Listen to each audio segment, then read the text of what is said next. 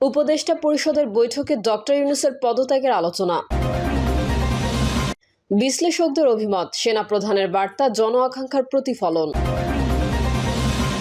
নাটোরে আওয়ামী লীগ নেতার 16 টন চাল জব্দ।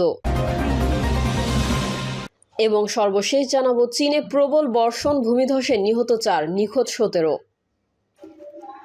এতক্ষণ শুনছিলেন সংবাদ শিরোনাম, এবারে বিস্তারিত।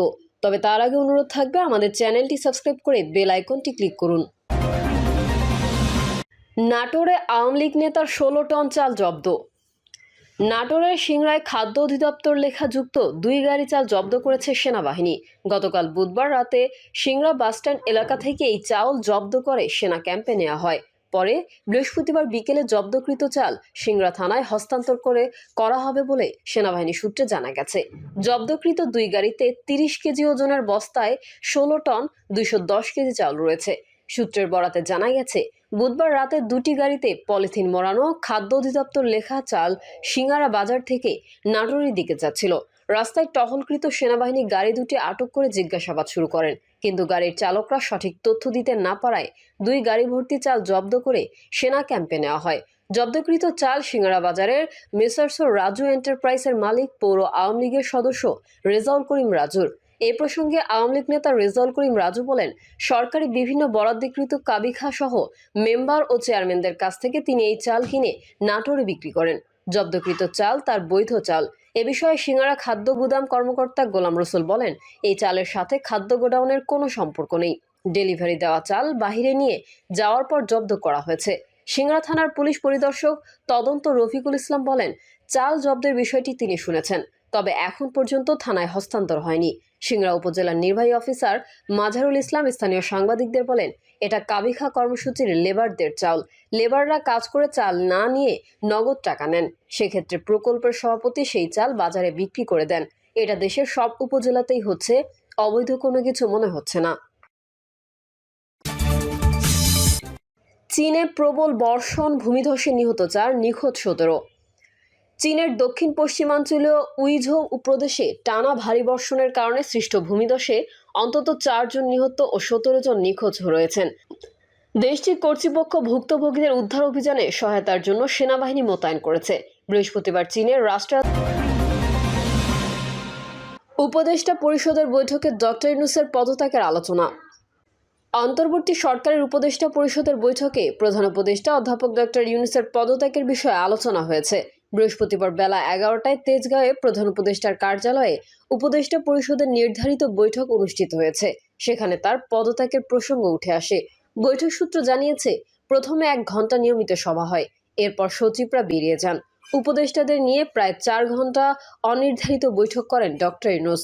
2 জন উপদেষ্টা সমকালকে জানান, প্রধান উপদেষ্টা শুরুতে বলেন, রাজনৈতিক দল সহ কেউ সরকারকে প্রতিশ্রুত সহযোগিতা করছে না, এভাবে দায়িত্ব পালন করা সম্ভব হচ্ছে না। নির্বাচন নিয়ে চাপ তৈরি করা হয়েছে। বিদ্যমান পরিস্থিতিতে সুষ্ঠু নির্বাচনের সম্ভাবনাও ক্ষীণ।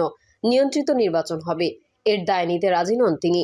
বিকেল থেকে এই আলোচনার প্রধান উপদেষ্টার পদত্যাগের গুঞ্জন হিসেবে ডালাপালা মেলে।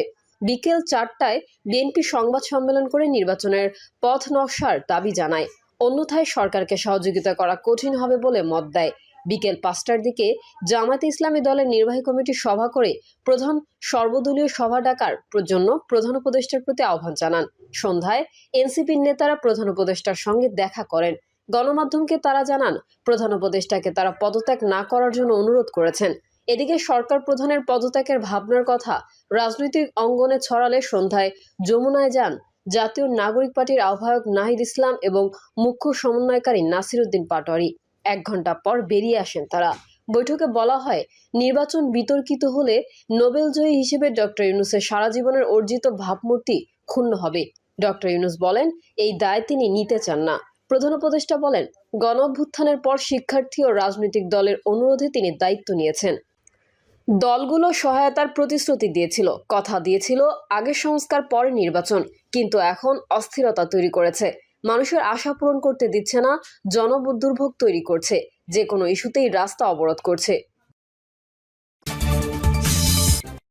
বিশ্লেষকদের অভিমত, সেনাপ্রধানের বার্তা জন আকাঙ্ক্ষার প্রতিফলন।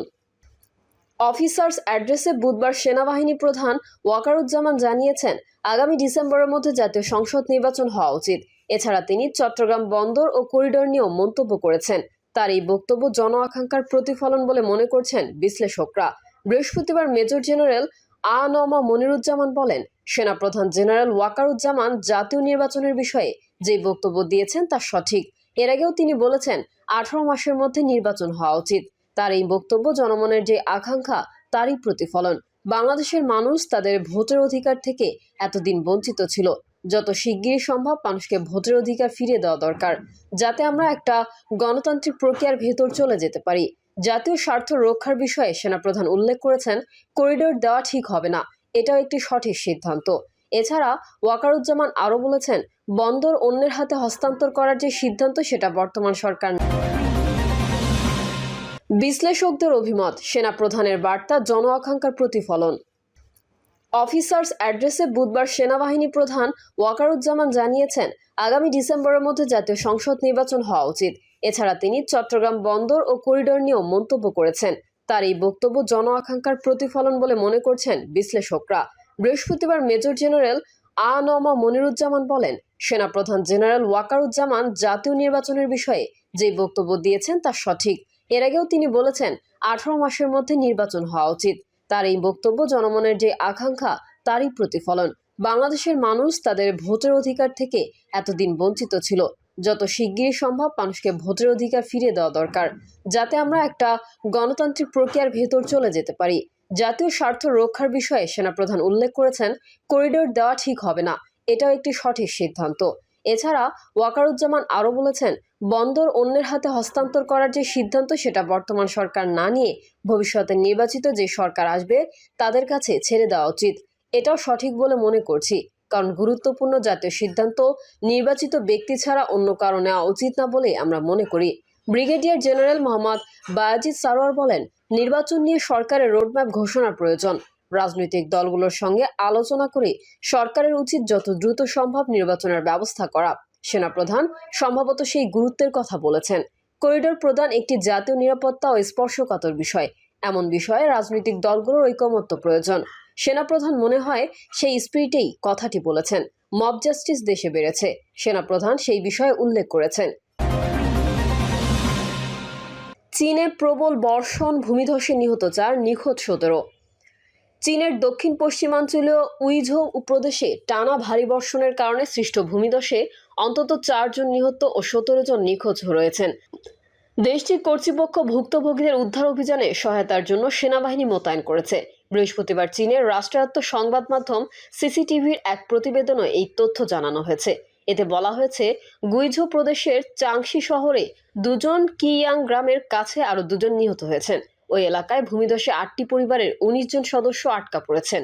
পরে আশেপাশের এলাকায় সম্ভাব্য প্রাকৃতিক দুর্যোগের ঝুঁকি সম্পর্কে সতর্কতা